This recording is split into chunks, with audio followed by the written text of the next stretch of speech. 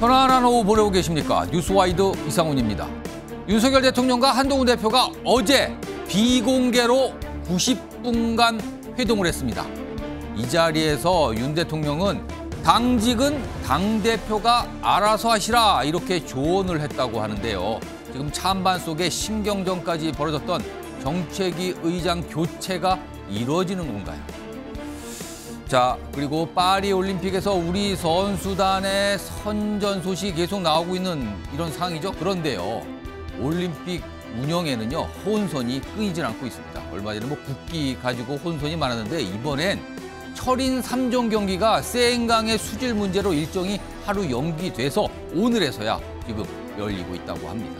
자, 이런 주제들과 함께 저는 1분 뒤에 돌아오겠습니다.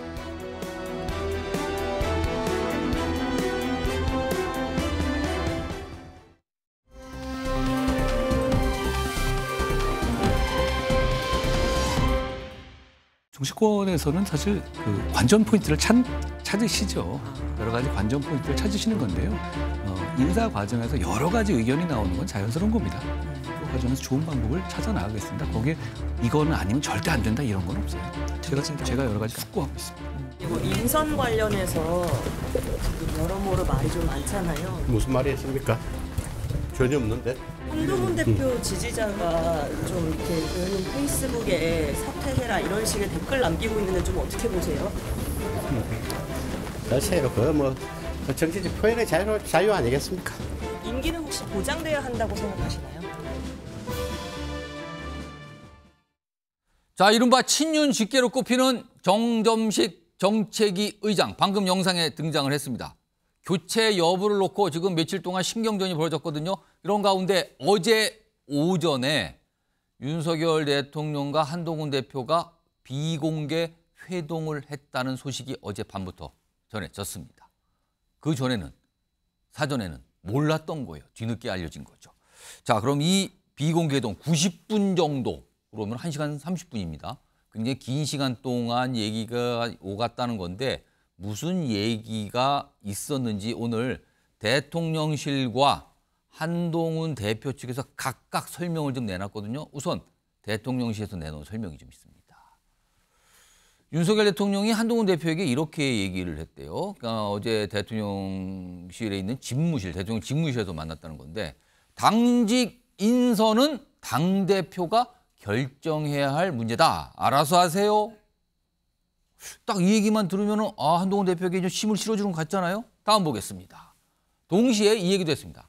당대표가 됐으니 정치에서는 자기 사람을 만드는 게 중요합니다. 그렇다면 당직 인선에 재량권을 많이 발휘하세요 얘기 같은데 그런데요. 이 얘기를 또 같이 나옵니다. 이 사람 저 사람 폭넓게 포용해서 사람 만나는 게 중요합니다.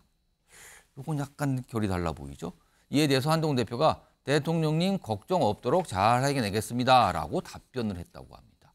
이게 대통령실 관계자가 어제 회동에서 오갔던 내용을 전한 내용이고요. 다음 보겠습니다. 다음은 박종화 당대표 비서실장이 전한 내용이에요. 윤석열 대통령이 이렇게 얘기를 했습니다. 당의 일은 대표가 책임지고 잘하면 됩니다. 그런데요. 그 과정에서 여러 가지 의견 잘 경청하셔라 이런 얘기도 했습니다. 알아서 잘하면 된다. 근데 경청을 잘하라. 이렇게 각각 나왔다는 겁니다. 이게 듣기에 따라서는 해석에 따라서는 굉장히 여러 가지 갈래로 갈 수 있을 것 같은데 우선 박상수 국민의힘 인천 서구가 당협위원장 나와 계신데요. 우선 어제 오전 11시부터 정오를 조금 지난 12시 30분까지 1시간 30분, 90분간 비공개 회동이 이루어졌습니다. 근데요, 대통령과 당대표의 사실상 비서실장, 대통령 비서실장만, 정유석 비서실장만 같이 있었다 그래요. 그럼 3명이 있었던 자리인데 사실상 독대와 같은 수준이에요. 근데 통상 이 정도면 오찬을 하거나 아니면 따로 만찬을 잡거나 그런데 점심시간 부근에 만나서 점심을 같이 한 건 아니에요. 윤석열 대통령도 그리고 한동훈 대표도 각각 점심 약속이 있었는데 그걸 조금 미뤘다는 거예요. 이것 때문에. 그렇다면 갑자기 회동이 이루어진 걸로 보이는데 이거 어떻게 봐야 되는 겁니까? 근데 원래 지난번에 용산에서 만찬이 있었을 때 독대는 예정되어 있었던 사안입니다. 그래서 아마 일주일 이내에 독대가 있을 것이다라고 하는 그러한 예측들이 많았고 예. 또 그것이 이제 현실화된 것이다 이렇게 볼 수 있다라는 생각이 근데 들고요. 오찬 정도는 할 만하지 않았습니까? 다만 이제 조금 현안들이 좀 있지 않습니까? 네, 그래 뭐 지금 당장 보면은 티몬과 그다음에 이제 위메프 사태부터 시작을 해가지고 예. 이러한 현안들이 또 있다 보니까 또 당정 간에 협의해야 될 사안에 있어서 탑다운 형식으로 가장 이렇게 또 당정의 책임자들이 이렇게 만나서 이렇게 의견을 나누는 것은 굳이 그렇게 격식을 따질 일은 아닌 것 같아요. 그래서 그러한 측면에서 이렇게 부정기적이지만 또 이렇게 또 갑작스럽기도 하지만 현안들이 있을 때 만날 수 있다라는 측면을 보여준 것이기 때문에 혹시 그 현안 중에는 지금 당직 인선 문제가 논의됐다고 좀 설명이 나오고 있거든요. 이게 가장 중요했던 이유일까요? 그래서 빨리 이렇게 잡은 걸까요? 사실 인사와 관련된 이 이슈에서 너무 많은 이야기들이 나오지 않았습니까? 예, 그리고 우리가 이제 조금 기대를 했죠. 이제 일괄적으로 좀 사퇴를 하고 예. 그다음에 이제 새롭게 새수른 세부대에 담거나 아니면 그렇지 않는다 하더라도 일단은 사퇴를 하고 왜냐하면 임명장을 지금 현재 임명직으로 계신 분들은 황우여 비대위원장한테 임명을 그렇죠. 받은 거거든요. 그러면 유임이 된다 하더라도 한동훈 대표에게 받는 게 이게 맞죠. 그리고 지금까지 우리 당의 관행이 그래왔기 때문에 근데 그러한 관행을 지키지 않고 지금 계속해서 좀 논란이 증폭되고 있던 상황이었고 사실 지난 만찬 이후에 굉장히 우리 당정의 분위기가 많이 좀 이렇게 훈풍이 돌고 좋은 분위기였는데 이것으로 인해서 괜한 논쟁이 펼쳐지는 이런 상황이다 보니까 당연히 테이블에 올라갈 수밖에 없었을 것이고 그래서 어제도 그러한 내용이 논의가 된 것 같습니다. 자, 그럼 일단 만나는 시간 그리고 오찬 만찬이 아닌 그냥 어떻게 보면 티타임인가요? 이걸 뭐라고 표현할까요? 아무튼 비공개 회동이었는데 이런 모습이 오늘 자세히 좀 알려진 거예요. 강성필 민주당 국민소통위 부위원장 나와 계신데요. 그런데 네. 저 비공개 회동 자리에서 윤석열 대통령이 한동훈 대표에게 한 말이 각각 대통령실 관계자의 설명과 한동훈 대표 비서실장의 설명이 각각 나왔는데 공통점이 있어요. 대통령이 뭘 하라. 다만 약간 단서처럼 붙이는 조항이 있었거든요. 예를 들면 이거예요, 지금. 일단 당의 일은 대표가 책임지고 잘하면 된다. 그런데 동시에 여러 가지 의견을 잘 경청하시라. 그리고요. 당대표는 자기 사람을 만드는 게 중요하다. 그리고 당직은 당대표가 알아서 하면 된다. 동시에 이 사람 저 사람 폭넓게 포용을 하라. 이거 어떻게 봐야 되는 겁니까? 저는 가장 중요한 단서가 예. 어떤 말을 하다가 대통령께서 이 말씀을 한동훈 대표에게 했는가가 매우 중요하다고 봅니다. 그러니까 예를 들어서 뭐 이런저런 얘기하다가 당직 인선과 관련된 얘기를 하는 도중에 예. 대통령께서 이 사람 저 사람 포용해라. 그리고 뭐 자기 사람 만드는 거 중요하다. 예. 경청해라. 예. 그리고 책임지고 뭐 해라. 이렇게 나왔다고 하면 그것은 아마도 정점식 정책위 의장을 포용해라.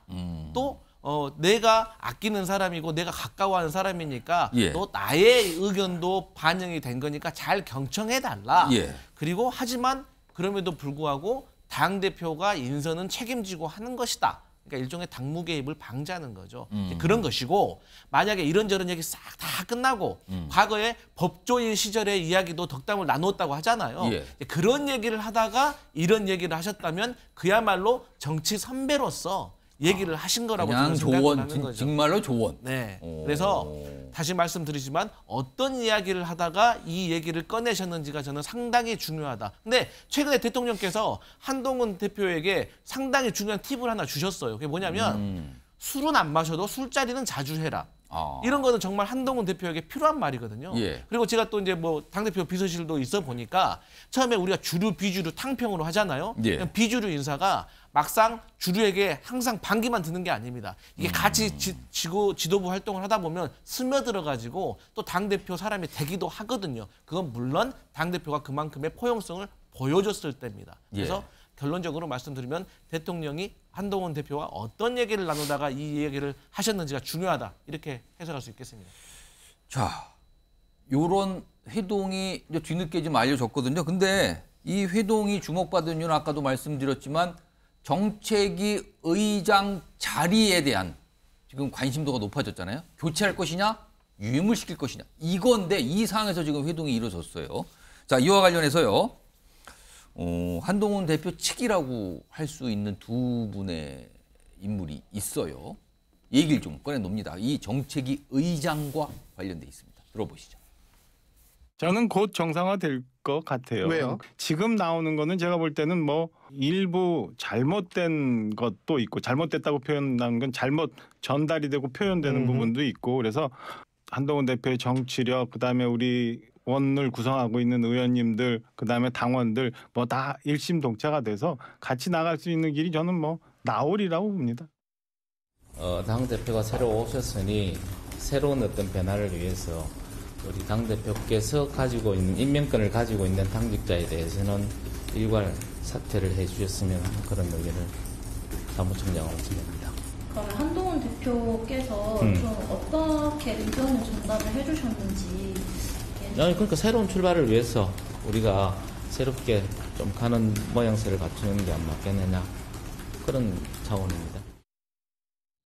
최근 임명된 서범수 사무총장이 사퇴 좀 해줬으면 일괄적으로 다. 이 얘기를 꺼내놨는데요.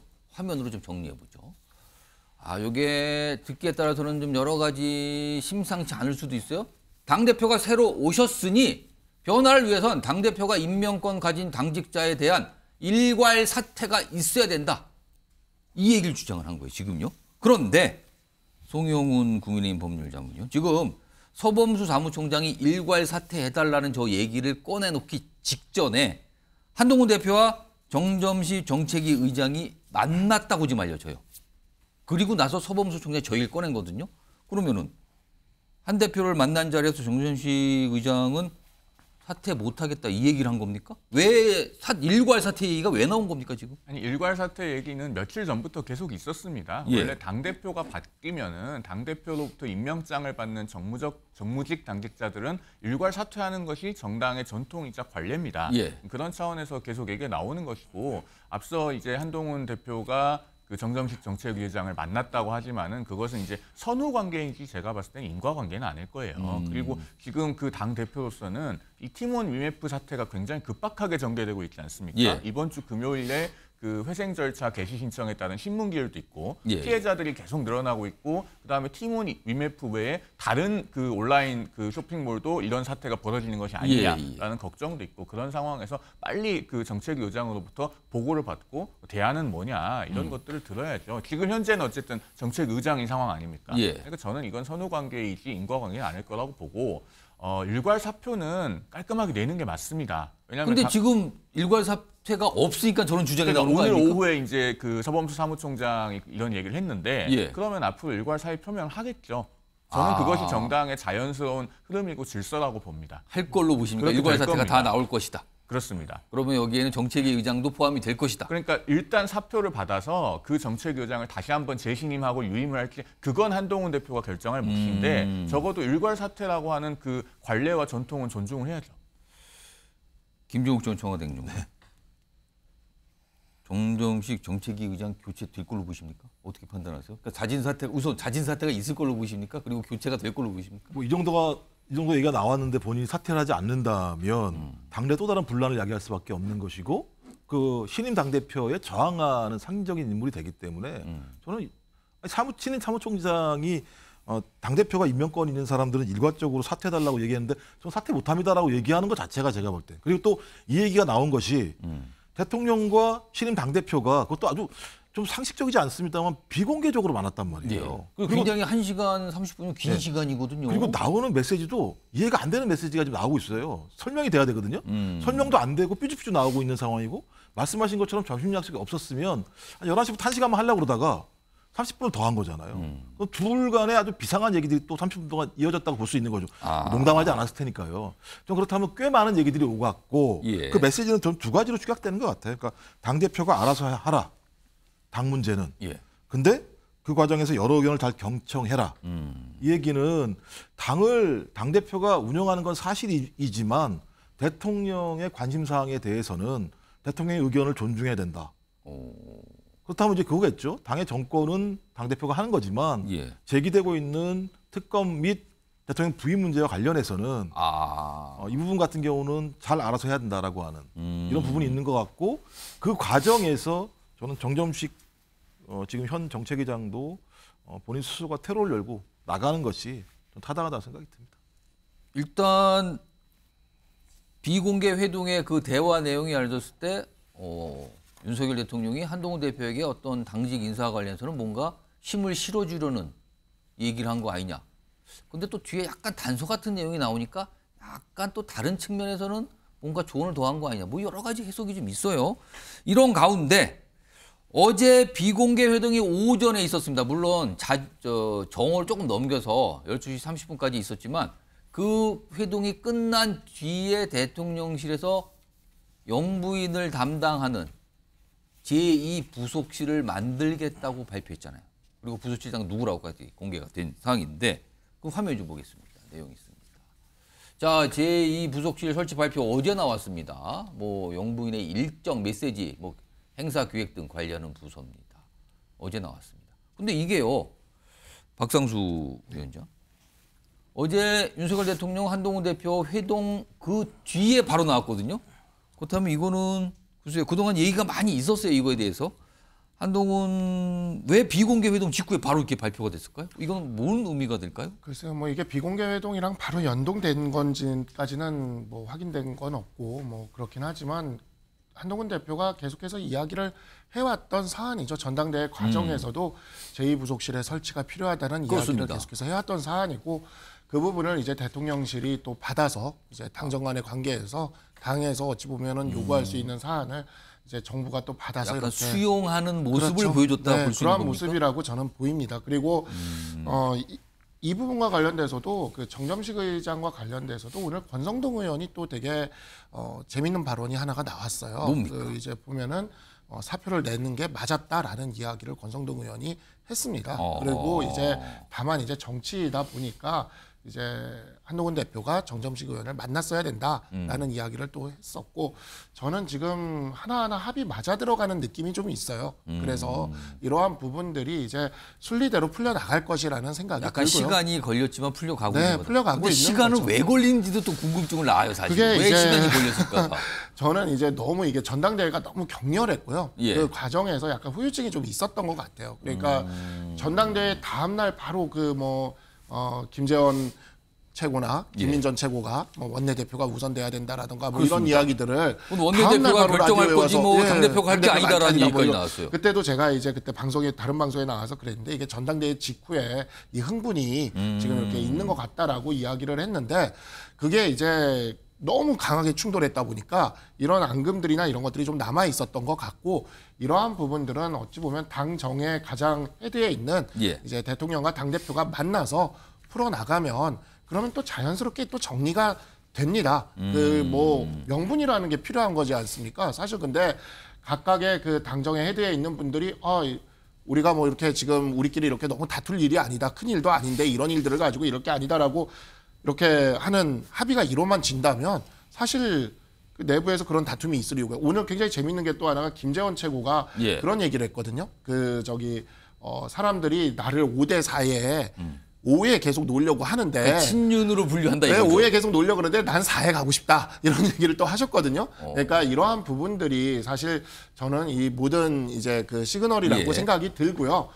다만 이제 저는 조금 이제 이런 부분들이 어떤 과정에서 그 오보가 나왔는지는 모르겠으나 이제 정말 지금 90분 동안 만났다는 게 이렇게 확인이 되지 않았습니까? 근데 처음에는 10분으로 알려줬어요. 그렇죠. 예, 그렇게 좀 알려진 그런 것들을 10분을 만나는 거는 그 자체가 너무 이상한 거 아닙니까? 그렇죠. 예, 그러니까 그러한 부분들에 있어서 약간 당정 간의 갈등을 좀 바라는 사람들이 있었나? 라는 의심이 좀 드는 거죠. 갈등을 그런 바라는 세력이 혹시 있나라는 의심이 드는 건데 그런 분들까지도 이제 전체적인 흐름이 이렇게 가게 된다면 이제 좀 이렇게 자제하게 되지 않을까라고 생각합니다. 처음에 이게 이제 보도를 통해서 나왔을 때는 어제 오전에 만났습니다. 비공개 회동이 있습니다. 근데 처음에는 10분 동안 만났다 그랬어요. 다들 어리둥절했죠. 아니 대통령과 당대표가 만나는데 어떻게 10분을 만날 수가 있냐. 그러다가 이게 이제 수정이 되고 확인이 되기 시작하면서 1시간 30분으로 시간이 바뀐 상황이 나왔거든요. 그래서 약간 아직도 어리둥절한 상황이 있었어요. 자, 이런 상황에서 국민의힘 의원분들 중에서 오늘 이런 얘기를 꺼내신 분이 있습니다. 이 목소리 좀 잘 좀 들어보시기 바랍니다.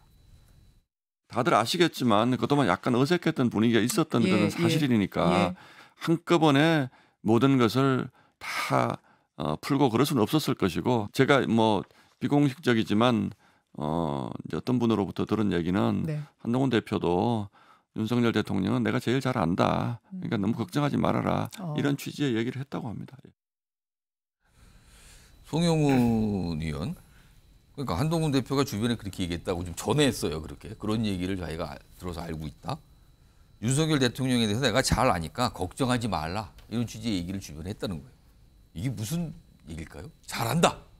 자신 있다는 뜻입니까? 아니면 무슨 뜻일까요? 이게? 아니, 문자 그대로 걱정하지 말라는 거죠. 이건 복잡한 해석이 필요하지 않습니다. 한동훈 대표와 윤석열 대통령은 20년이 넘은 인연이고 그냥 20년 넘은 인연이 아니고 오랫동안 동고동락해온 사이입니다. 뭐 수사가 잘 돼서 함께 영광을 누리기도 했고 또 대통령은 사표를 내고 한동훈 대표 본인은 좌천이 돼서 여기저기 다니기도 했고 그런 것들을 다 같이 겪었기 때문에 제일 잘한다라는 표현이 자연스럽게 나올 수밖에 없는 거죠. 그러니까 내가 오랫동안 겪어보고 모셔본 분이기 때문에 앞으로 당정 관계의 조율과 복원은 자신이 있다. 그런 것을 표명하면서 주변에 걱정하지 말라고 안심을 시켜준 것이지 그 이상도 그 이하도 아니다. 복잡한 해석이 필요한 멘트가 아니다. 저는 그렇게 생각합니다. 그러면 왠지 복잡한 해석을 하실 것 같은 강성필 부위원께 그러면 이게 나는 설득에 자신이 있다? 그리고 내가 윤석열 대통령 잘 알기 때문에 뭐 멀어지거나 그런 관계 없다. 이 얘기를 강조한 걸로 들으셨습니까? 네, 일단 20년 동안 이렇게 동고동락했다고 하잖아요. 그런 사이가 더 무섭습니다. 한번 틀어지면 다른 해석이 들어가고 있어요 지금요. 기대가 되면 실망이 아주 큽니다. 처음부터 기대치가 없어야 실망도 안 하는 건데 우리가 20년이나 함께 했는데 이럴 수 있어라는 실망감 클 수도 있는데 20년이나 했는데 이럴 수 있어고 뒷불에 이럴 수 있어가 이제 심각해지는 거다. 그런데 제가 오늘 좀 좋게 해석을 좀 해보면 이런 겁니다. 우리 어쨌든 간에 윤석열 대통령과 한동훈 당대표가 직장 생활에서 상사와 부하 직원으로 만난 거 아니에요. 그러면은 보고를 많이 했을 거 아닙니까? 그렇겠죠. 보고는 타이밍입니다. 상사가 언제 기분 좋을 때, 기분 안 좋을 때 아무리 제대로 보고해도 바로 퇴짜 맞습니다. 그렇죠. 하지만 한동훈 당대표가 윤석열 대통령에 대해서 언제 보고를 해야 되는데 지금 보고할 사이는 아니니까 언제 예민한 문제를 가지고 설득해야 되는지 본인이 타이밍을 알고 설득을 할 때 어떤 단어를 써야 되는지가 전 자신이 있다. 이게 제가 할 수 있는 최대한의 좋은 해석. 그리고 이제 좋은 해석 말고 평범한 해석하시면 뭡니까? 이제 그 또 시중에 도는 해석은 이제 이런 겁니다. 한동훈 당대표가 봤을 때 윤석열 대통령께서 워낙 이제 고집이 세시니까 이분은 한번 마음 먹으면 돌리기가 어렵습니다. 그렇기 때문에 내가 설득하려고 해봤자 이분 안 돼. 그러니까 그냥 빨리 나 내 갈 길 갈 거야. 뭐 이런 해석도 있겠지만 저는 앞에 전자 좋게 해석으로 저는 이루어지길 바란다. 이렇게 그러니까 직역을 하면 아무튼 잘 안다. 관계가 깊다. 이런 얘기를 주변에 했다는 거예요. 그러니까 걱정하지 말라라. 이렇게 말하라 이렇게 얘기를 했다는 말이 또 전해지고 있습니다. 자, 그러니까 윤석열 대통령과 여당의 대표의 회동, 비공개 회동, 주목을 받을 수밖에 없죠. 물론 1시간 30분이니까 굉장히 많은 얘기가 오갔을 거예요. 근데 오늘 소개된 내용은 굉장히 짧아요. 아주 일부의 단편만 소개됐어요. 아직 공개되지 않은 많은 얘기가 있을 때 아마 이거는 시간이 지나면 조금씩 나올 수도 있지 않을까 싶네요. 자, 일단 요 주제는 이 정도고요. 한동훈 대표 관련된 얘기가 하나 더 준비가 돼 있는데 팬덤 얘기입니다. 최근에 한동훈 대표가 어떤 행사를 가거나 뭐 토론에 가면 이 팬덤들이 같이 많이 이게 야외에서 기다리고도 있고 막 응원도 하고 뭐 이런 모습이 자주 보였거든요. 자, 화면으로 설명 좀 드려보죠. 그런데 최근에 팬덤의 모습이 이렇게 나타났어요. 여기 제목이 이렇죠. 영향력 행사에 나서는 한동훈 팬덤인가? 뭔가 힘을 쓰고 있다.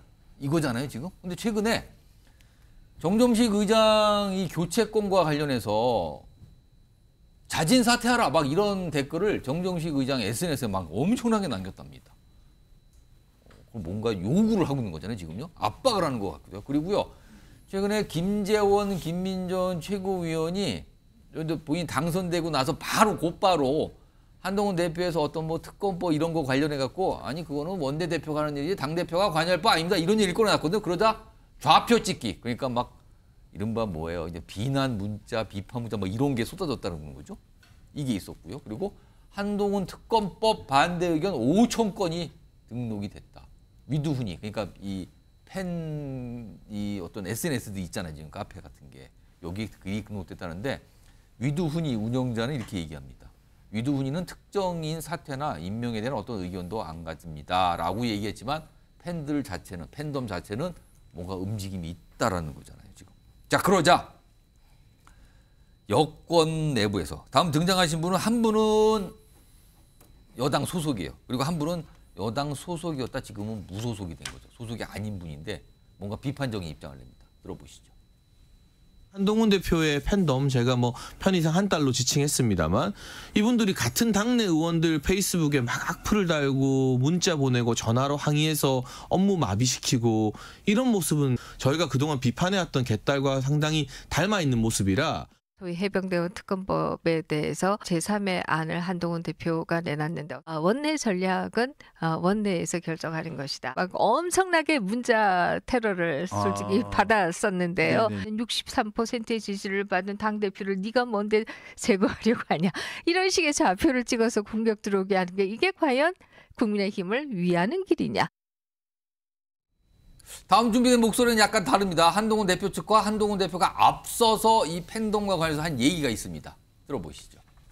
그분들이 하는 얘기도 국민 의견의 하나로 저는 충분히 수렴해 볼 수 있는 문제이고 그다음에 당 지도부에 힘을 주는 거에 대해서 저는 마냥 뭐 부정적으로 안 해야 된다라고 얘기하는 것도 조금 생각이 다른 측면이 있지 않나.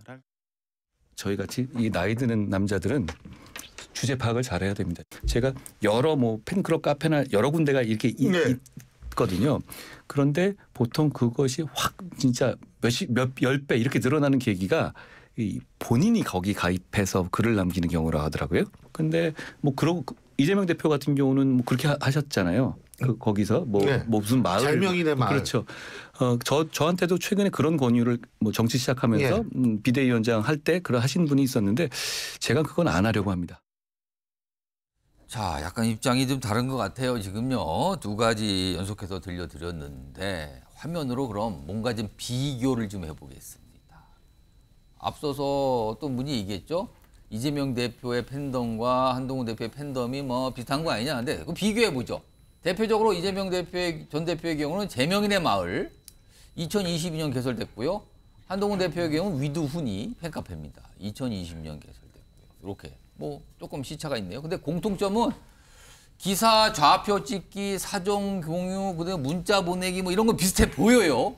근데 차이점은 이제 숫자 하나 나타나는데 회원 수가 제명인의 마을은 한 20만 명 넘어갔고요. 위두훈이는 한 10만 명 이제 육박하고 있어요. 숫자는 좀 뭐 차이가 있고요. 그리고 하루 방문자 숫자는 제명인의 마을이 2만 정도고요. 그런데 위두훈이는 오히려 많아서 거의 5만 가까이 되는군요. 그렇다면 지금 굉장히 빠르게 지금 커지고 있다는 뜻이 됩니다. 자, 그럼 여기서 패널 네 분께 질문을 하나 드리죠. 공통 질문. OX 팬말 있죠, 앞에? 자, 이재명 전 대표의 팬덤과 한동훈 대표의 팬덤은 비슷하다. 이렇게 생각하시면 O고요. 아니다, 다르다 생각하시면 X입니다. 들어주세요. 이거는 여권, 야권 소속에 따라 달라지는 겁니까, 지금? 지금 여권에 계신 두 분은 X, 다르다. 야권에 계신 두 분은 같다라고 하셨어요, 지금. 비슷하다라고. 그러면은 우선 비슷하다고 얘기하신 김종욱 전 행정관. 어떤 점에서 비슷하다고 보십니까? 아니, 일반 국민이 자기가 좋아하는 정치인을 좋아하는 것이 뭐 다를 수가 있나요? 그러니까 예를 들면 한동훈 대표를 좋아하시는 사람들은 선한 사람들이고 이재명 대표를 좋아하는 사람들은 악한 사람들인가요? 그렇지 않을 거예요. 어떤 형태로든지 국민들이 자기의 정치적 감정을 표출해서 그 정치인이 정치를 하면 잘 될 거라고 판단하는 것이고 그런 정치인에게 힘을 주기 위해서 그런 어떤 팬덤이라는 걸 만든 것이고 특히 민주당 같은 경우는 노무현 대통령의 노사모 때부터 시작된 거니까 팬덤의 역사가 되게 오랫동안 길죠. 그리고 그 팬덤이라고 하는 것들이 본인도 생각할 때 매우 정치적으로 정의롭다고 하는 측면들을 그 인물을 통해서 투사하려고 하는 요구들이 많이 있었습니다. 따라서 그 요구 자체가 제대로 투사가 돼서 국민 여론과 맞닿을 때에는 강력한 힘을 발휘하는 거죠. 근데 그렇지 않고 그것이 과하거나 국민 여론과 약간 이반될 때에는 오히려 정치인의 성장세를 줄일 수 있는 측면이 분명히 있기 때문에 전 이건 뭐 이것이 이재명 민주당 민주당 후보이든 아니면 지금 신임 당대표이든 동일한 거라는 생각이 드는데 계속 거기서 차이를 부각시키려고 하는 게 문제인 거예요. 아니 한동훈 신임 당대표 얘기도 참 제가 좀 웃겼던 게 뭐냐면 아니 그 팬카페에 가서 글을 쓰는 것은 나쁜 거고 본인은 안 쓴다 글을 안 쓰는 거 좋은 거고 이게 어떻게 기준이 될 수 있습니까? 그게 예를 들면 정치인이 그것을 가지고 팬덤에 대한 자세를 설명하는 것 자체가 문제가 있다. 오히려 나를 좋아하건 누구를 좋아하건 정치인들의 정치와 관련해서 또 국민들의 참여는 되게 폭넓고 좋은 거다. 하지만 이런 것들이 과도하게 국민의 여론과 이반되거나 상식에 어긋날 때에는 전 그것들에 대해서 제어를 해야 된다. 이건 좀 말이 맞는 건데 갑자기 내가 가입했냐 말했냐 아니면 내가 거기다 글을 썼냐 안 썼냐라는 방식으로 이재명 후보는 뭐가 문제가 있는 좀 얘기하는 건 왜 그렇게 접근하실까요? 지금 김종욱 전 행정관께서 아니 이걸 차이점을 부각시키려고 하는 분들 참 이해하기 어렵다고 했는데 지금 그분이 맞은편에 계신 건가요? 지금 박성수 위원께서는 차이점이 그러니까 다르다고 보신 거예요 지금요? 그 두 팬덤은? 팬덤이라는 현상이 민주당의 거의 전유물이었죠. 노사모 때부터 시작을 해서 뭐 사실 제가 어느 방송에서도 우리 보수 정치인 중에 팬덤을 가진 정치인이 언제 있었냐 드디어 나타났다 뭐 이런 이야기를 했는데 그런 측면에서 좀 유사한 면이 있을 수가 있을 것 같은데 제가 차이가 있다고 이야기를 하는 건 일단 기본적으로 제명인의 마을의 이장님은 이재명 전 대표였어요. 근데 지금은 아니라고 하시죠. 근데 원래 이장님을 촌장님이었나요? 이장님이었나요? 이장님으로 이렇게 해가지고 했었고. 뭐 사퇴하라는 얘기도 많이 있었어요. 네, 그렇죠. 예, 그래서 그렇게 했는데 한동훈 팬카페는 지금 말씀하시는 것처럼 한동훈 대표가 뭐 가입해 있는 것도 아니고요. 근데 그런 것이 이제 일단은 이게 팬클럽 문화가 있는 데서는 소위 말하는 팬카페들이 되게 여러 개가 있는데 멤버들이 와서 반응을 해주는 피드백을 해주는 팬카페를 보통 공식이라 그러거든요.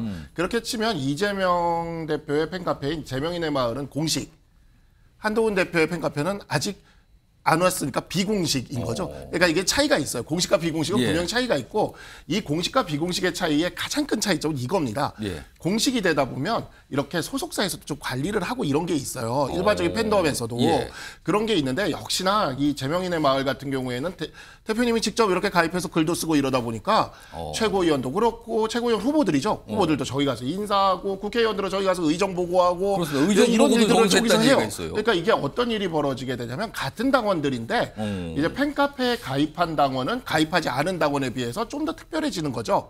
그게 이제 공식 팬클럽을 유지시키는 좀 이유기도 합니다. 그러니까 뭔가 좀 특별해지는 게 되는 거예요. 그래서 그 특별해지는 이름도 이재명 대표가 직접 지어줬어요. 개딸이라 그래서 개혁의 딸이라는 말을 직접 이렇게 뭐 지어주는 거 합의됐나 하여튼 그렇게 들어간 건데 지금 여기에서 이야기하는 소위 말하는 뭐 저 장해찬 전 최고 우리 당원도 아니지만 뭐 한 딸이다 뭐 이렇게 표현 쓰는 이런 거는 한 번도 이 회원들이나 아니면 한동훈 대표나 누구도 동의한 적이 없는데 그냥 제3자들이 멸칭으로 이렇게 쓰고 있는 거죠.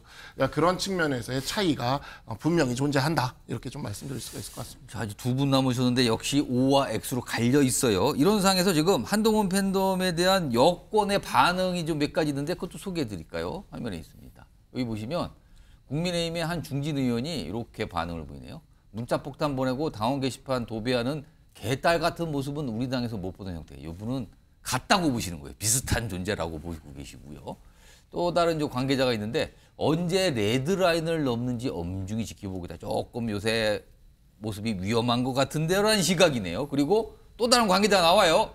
개딸은 이재명과 민주당을 동일시하는 반면 한동훈 팬덤은 한 대표 개인에 대한 호감 중심의 그룹이라서 차이가 있다라고 다르다고 보는 시각이네요.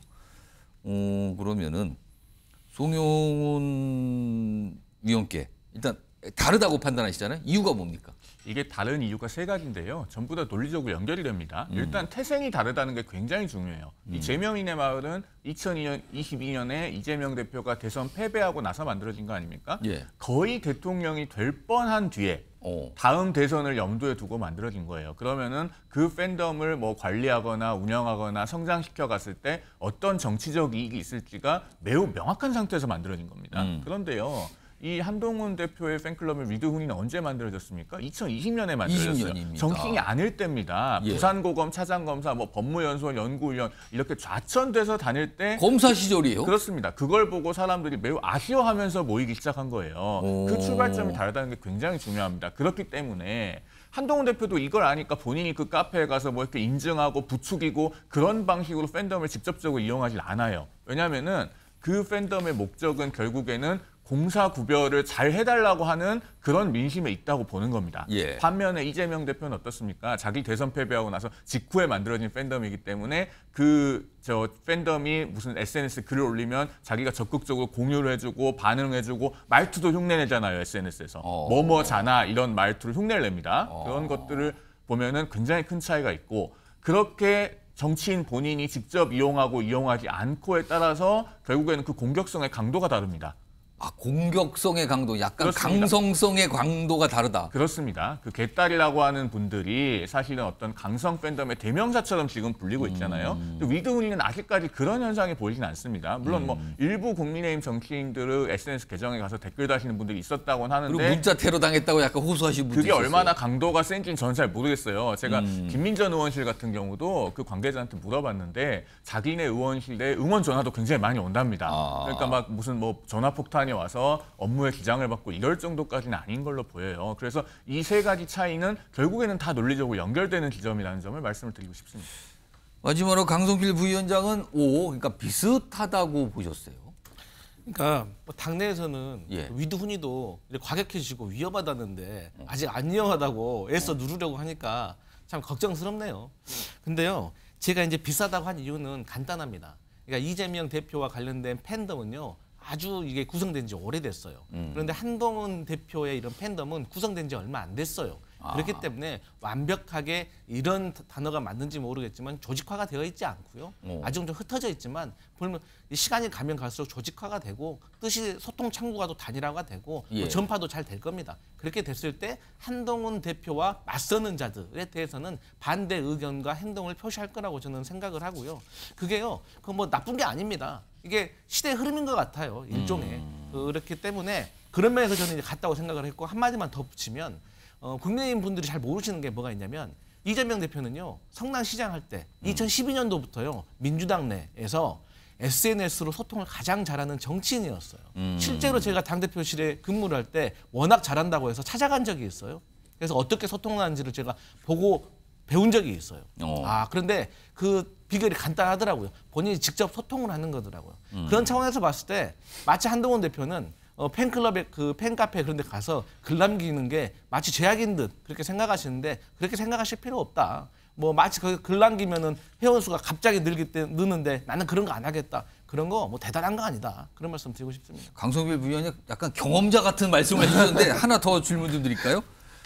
지금 한동훈 대표 아까 패널분들이 중간중간에 설명하면서 그 얘기를 섞으셨어요. 설명을 뭐냐면 보수 정치인 가운데 거의 유일하게 지금 이런 팬덤을 갖고 있는 정치인 아니냐는 얘기인데 왜 다른 보수 정치인은 이런 열성 팬덤이 없습니까?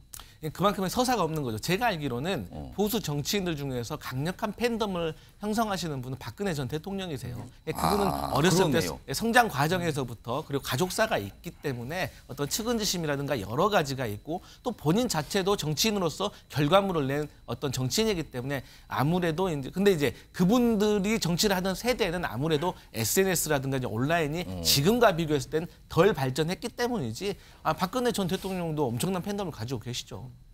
근데 지금 최근에 활동하는 다른 정치인은 왜 없냐는 이거죠. 그만큼의 서사를 못 만드는 거죠. 아니 없지 않죠. 예를 들어 이준석 전 당대표 같은 경우 엄청난 팬덤들을 만들어냈었죠. 그다음에 지금 홍준표 대구시장도 마찬가지입니다만 20대가 엄청 열광했었잖아요. 예. 문제는 그것들을 얼마나 끌고 갈 수 있는 것인가. 그래서 그분들에게 신념으로서 함께할 수 있는 어떤 공동체를 만들어낼 수 있을 것인가.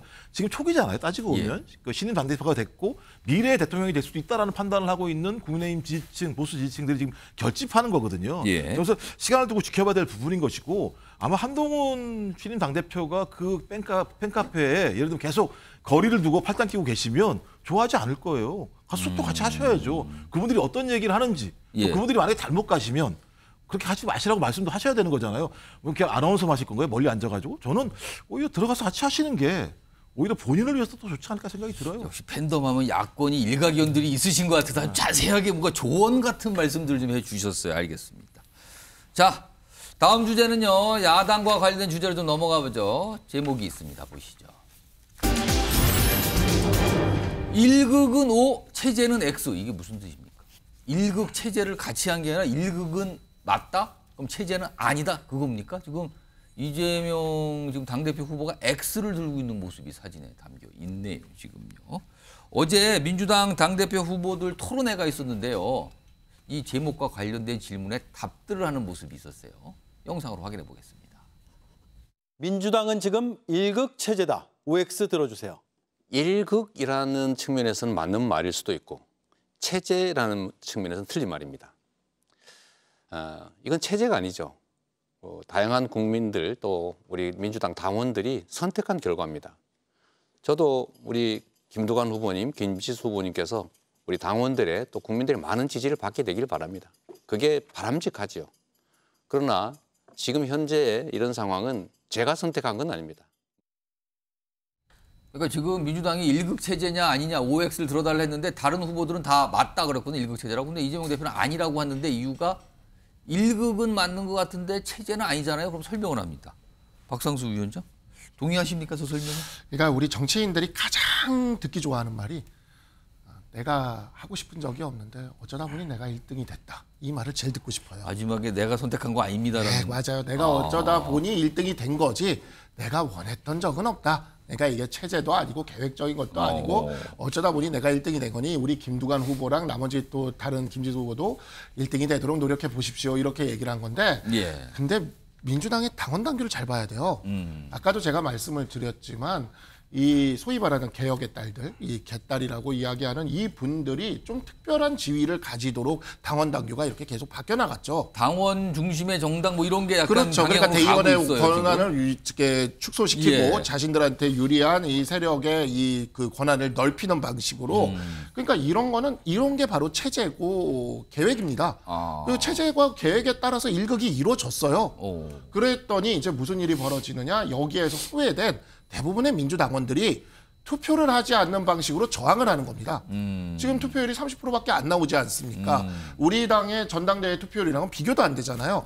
이게 기권이라는 것으로서 자신의 의사를 표명하는 겁니다. 예. 사실 이재명 전 대표도 이제 아직은 대표가 된 건 거의 대표가 되시긴 했지만 이재명 전 대표도 이 부분이 굉장히 고민일 겁니다. 지금. 그게 왜 고민일 거냐면 이 지금까지 당에서 어떤 그런 1극으로서의 그 지위를 유지하는 데 이게 굉장히 도움이 됐는데 예.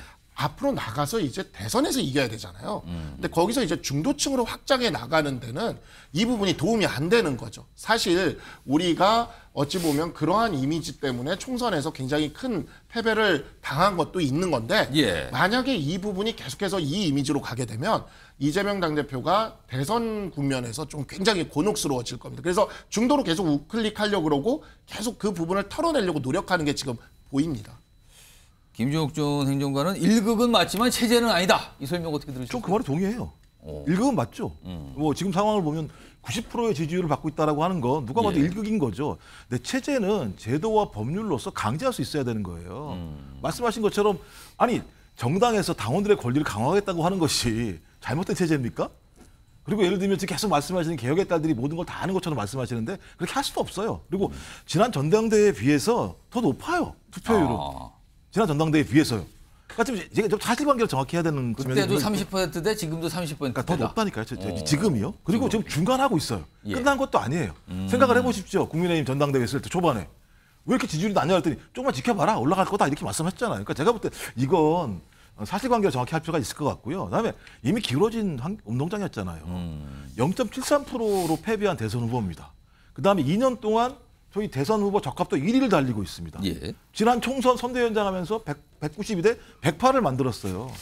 아니 이런 후보가 나왔는데 그 후보를 지지하지 않는 것 자체가 제가 볼 때 문제가 있다는 생각이 드는 건데 가장 우려되는 건 상황은 이렇게 됐는데 예. 이런 상황에 대해서 많은 국민들이 야, 이거 너무 좀 심한 거 아니야라고 하는 우려들을 어떻게 해소할 수 있을까의 문제인 건데 예. 이 잘못이 이재명 당대표, 이재명 후보에 대한 잘못으로 공격을 해버리게 되면 당원들이 선출한 거잖아요. 지금 선택한 건데. 좀 그래서 말씀하신 것처럼 중도층의 우려 또 그다음에 연임을 하고 있는 것에 대한 우려가 있다는 생각이 들기 때문에 저는 이런 정치적 결단을 했던 이재명 후보가 중도층과 국민들에게 얼마나 잘 설명해낼 것인가, 실천으로 보여줄 것인가가 앞으로 남아있는 과제이지 지금 만들어진 것들은 억지로 독재적으로 만든 게 아니기 때문에 그것까지 공격을 하시는 건 뭐 설명할 방법 별로 없다, 이재명 당대표 입장에서 이런 생각이 듭니다. 그리고 어제 토론에서는요, 이재명 후보가 본인의 처지를 약간 설명하는, 그러면서 약간 힘들다는 분위기의 얘기를 꺼내놓기도 했습니다. 들어보겠습니다. 제가 험하게 어려운 환경에서 살다 보니까 제 개인적으로 겪는 시련도 참 많았습니다.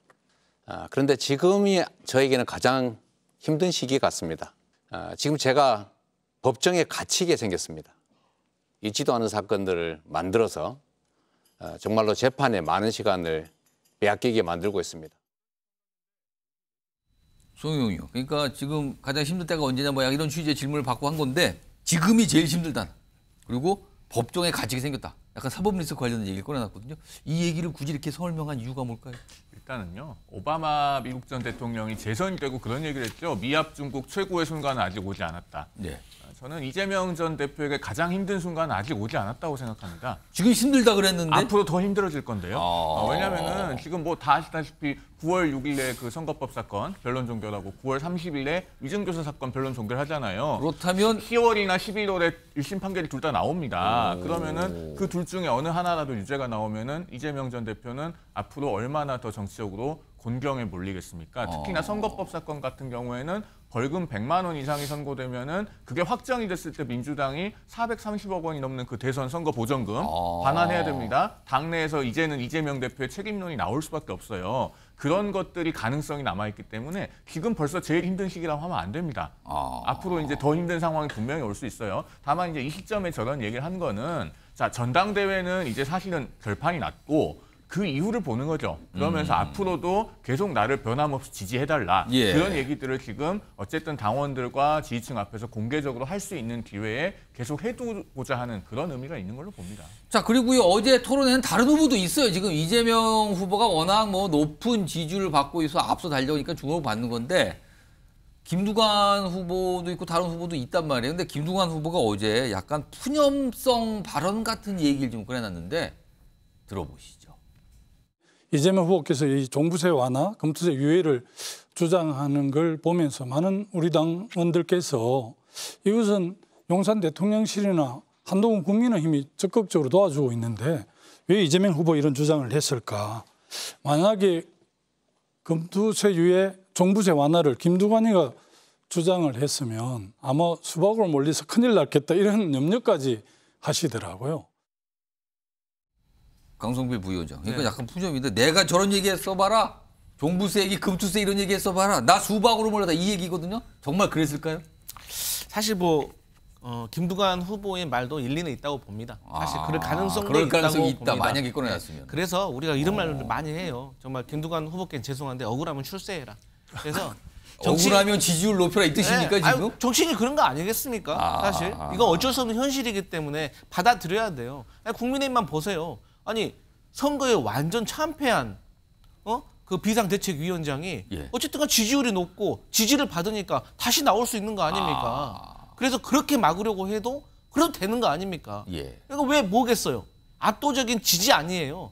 그 지지의 이유는 좀 다르긴 하지만. 근데 지금 강성필 부위원장의 그 해법에 김두관 후보는 뭐라고 답을 할 수 있어요? 그러니까 정치인으로서 이제 사실 또 김두관 후보께서 정치를 짧게 하신 것도 아니잖아요. 그렇습니다. 그 전에 있을 때 정치를 잘하신 적도 있었고 또 조금 미숙한 판단을 하셨을 때도 있었어요. 하지만 이번에 정말 용기를 내서 우리 전당대회에 나오셔서 그래도 이재명 대표 이렇게 경쟁하시는 거에 대해서 높이 사고 그 마음을 이렇게 격려하고 있는 당원들도 많다. 그래서 근데 종부세 문제는 어쨌든 정책적인 문제인데 사실 우리 당의 정체성과 저는 관련인지는 잘 모르겠습니다. 근데 이게 시대가 흐르고 세상이 바뀌었으면 또 거기에 맞게 법도 바뀌어야 된다고 생각하기 때문에 저는 이 부분에 있어서는 당에서 조금 더 치열하게 논의했으면 좋겠다 이런 입장입니다. 근데 이재명 후보가 꺼내놓으면 그러니까 망정이지 김두관 후보가 저에게 했으면 바로 수박됐다. 지금 이걸 본인이 했는데 지금 강성필 부위원장은 동의하시면서 억울하면 출세해라. 이게 해법이 되는지 모르겠으나 아무튼 그런 평가를 해주셨습니다.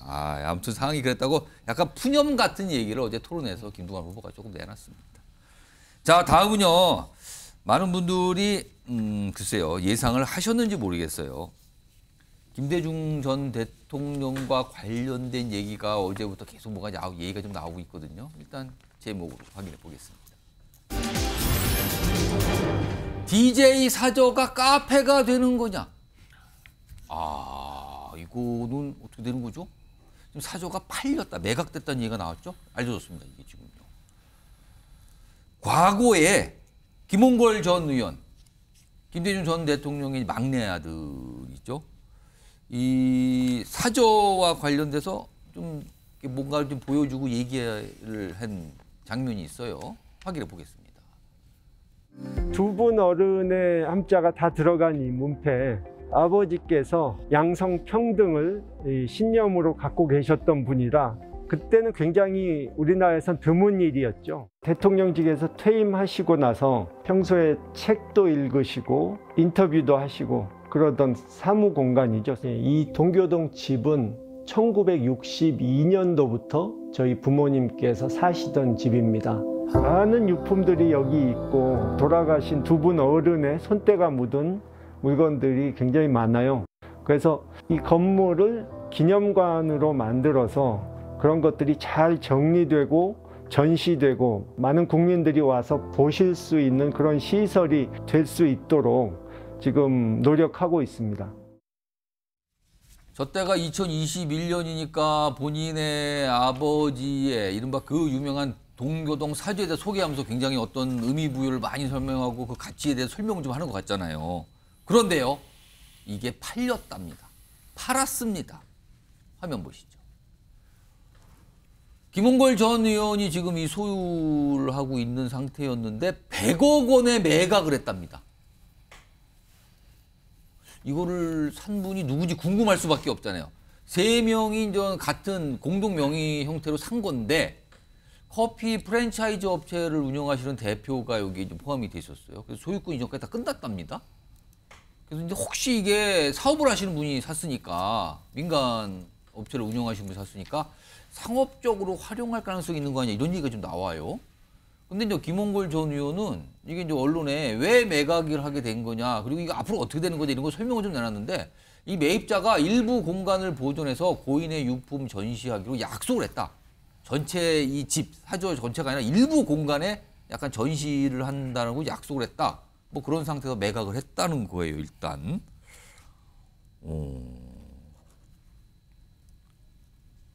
다음 관련 화면 하나 더 있나요? 좀 마저 확인 좀 해보겠습니다. 그리고요.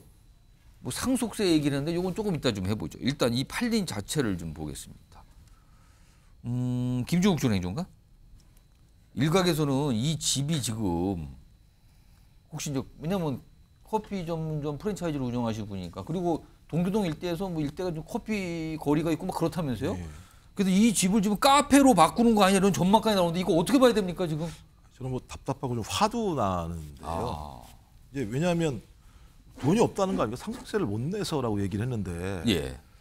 적어도 이런 부분들 같은 경우는 DJ 선생의 정신을 계승하고자 하는 분들 같은 경우 좀 기금을 모자로 기금 못 모으겠습니까? 이 정도 가지고. 그리고 앞서서 먼저 소개해드린 2021년 영상에는요. 이게 뭐 어머님 아버님이 뭐 이 나란히 평등을 위해서 이거 문패도 같이 달고 막 이런 어떤 의미부여를 굉장히 했단 말이에요. 그러니까 이게 개인의 집이 아니고요.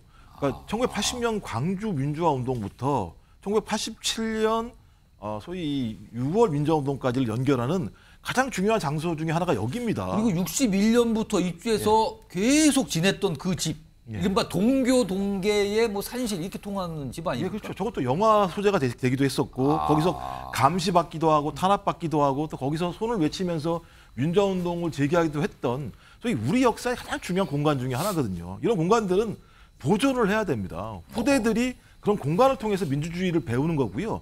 그런 공간들을 지킬 수 있는 힘이 있다고 느꼈을 때 민주주의를 존중하는 거거든요. 근데 그 후대의 대표 인물이 아들 아닙니까? 그러니까 제가 볼 때는 이거 기금을 조성하거나 공적인 일로 활용하게 되면 이게 죄송한 얘기입니다. 본인에게 떨어지는 이득이 없기 때문에 이렇게 판매한 게 아닌가 생각이 드는 거예요. 의심을 지금 하시는 겁니다. 아직 확인할 수 없습니다만 아니 공적으로 이거 예를 들면 살립시다라고 얘기하면 손발 걷고 나설 분들이 한두 분이겠습니까?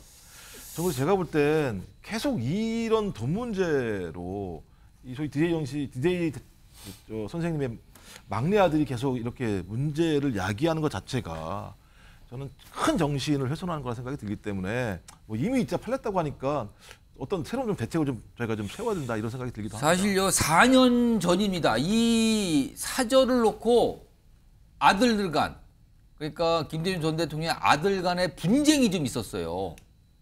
당시의 모습과 목소리 좀 확인해 보겠습니다. 그 노벨상금 8억 원하고 동교동 집을 기념관으로 남기셨거든요. 어머니가 김대중 재단 거기에 이제 기부하시는 걸로 지원장을 작성했어요. 셋이가 같이 다 거기에 동의하고 사인트 서명을 했습니다. 갑자기 김홍걸이가 유일한 상속자다. 김홍걸 의원은 이호 여사님께서 남기신 모든 재산을 상속받을 유일한 합법적 상속인으로서의 지위에 있습니다. 동교동 자택은 김대중 기념관으로 사용하고 소유권은 상속인인 김홍걸에게 귀속하도록 하되 저런 과정을 거쳐서 김홍걸 전 의원의 소유가 됐는데 이번에 매각이 된 거거든요.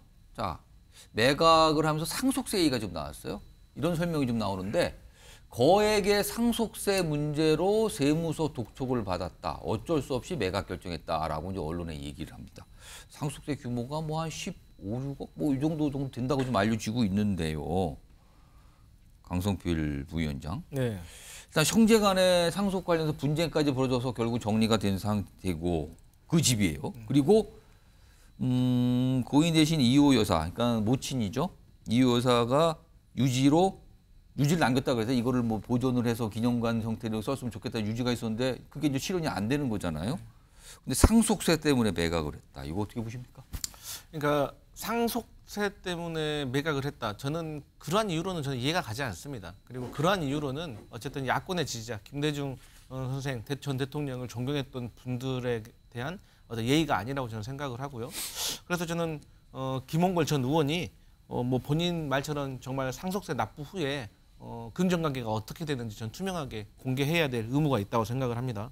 특히나 이분께서 이 자택을 상속받았을 때도요. 이건 김대중 선생님과 관련된 어떤 기념관을 짓는 그런 조건으로 제가 알기로는 받은 걸로 알고 있고 또 이희호 여사님의 유지도 저는 그렇다고 보고 있습니다. 그런데 이번에는 김홍업 지금 그 김대중 평화센터 이사장이죠. 이분하고 상의도 없었다고 해요. 지금 그 상의가 없었다, 몰랐다고 좀 알려지고 있어요. 더 큰 문제는 사실 이 동교동계 권노갑, 뭐 문희상, 하다 보면 곽지원 의원 이런 분들이 있기 때문에 정말로 이분께서 상속세가 문제가 됐었다고 하면 이 어른들이 도와가지고 어떻게든 방법을 만들었을 것이고요. 사실 제가 개인적으로 들은 내용입니다만 또 그런 움직임도 있었다고 저는 알고 있습니다. 근데 그게 좀 잘 안 된 것 같아요. 그렇기 때문에 이것은 정말 저희 민주당의 지지자로서 당원으로서 너무 실망스러운 일이다라고 생각을 하고요. 마지막으로 그러면 이제 앞으로 남은 이 김대중 전 대통령과 관련된 여러 가지 어떤 그 기관이 있습니다. 이게 뭐 예를 들어서 김대중 평화센터가 있고, 근데 또 평화재단이 있고, 또 도서관 따로 있고, 그다음에 컨벤션 센터 따로 있습니다. 그래서 이런 것들을 좀 이번 기회에 좀 한 번에 일원화를 시켜야 될 문제가 있다. 그래서 후원금이라든지 지원금을 한 바구니에 모아서 이것을 중첩되지 않고 효율적으로 쓸 수 있는, 만약 그렇게 돼 있었다고 하면 김대중 재단에서 이것을 매입할 수도 있었던 거 아니겠습니까? 그거를 미리 야권에서도 이런 움직임을 알고 있지 않았습니다. 근데 지금 김홍걸 전 의원의 얘기는 이거는 사적인 문제다. 맞습니다. 그걸 내가 매각할 뿐이다라는 건데 사실 이런 움직임이 이미 뭐 매각하는 과정에 알 수도 있었는데 아무 뭐 조치가 없었나요? 그러니까 제가 다시 말씀드리지만 제 개인적으로는 뭐 기사는 되지는 않았지만 어쨌든 동교동계 어른들이 이러한 사연을 미연에 막 방지하기 위해서 움직임이 분명히 있었다고 저는 들었습니다. 근데 그게 잘 안 된 겁니다. 그러니까 쉽게 말해서 정치의 영역을 법정으로 가져간 거죠.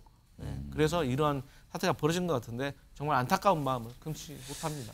김홍걸 전 의원과 상속세 얘기. 이번에 이제 매각의 이유는 상속세 때문에 어쩔 수 없었다는 설명이 나왔는데 앞서서도 김홍걸 전 의원은 이 상속세 얘기를 꺼낸 적이 있어요. 화면에 보겠습니다.